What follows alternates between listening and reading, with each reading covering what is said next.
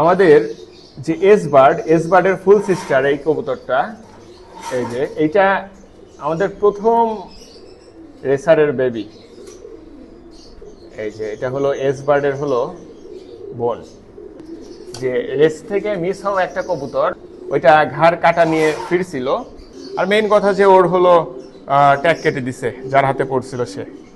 কিন্তু আমরা জানি ওর বাবাকে, ওর বাবাটা আমাদের মেইন গ্রিজেল নর, কিন্তু ওর মা কি এটা জানি না। অবশ্যই কোনো ভালো ব্লাড লাইনের কবুতর হবে 100% আমরা শিওর, কিন্তু আমরা এটা জানি না ওর মাকে।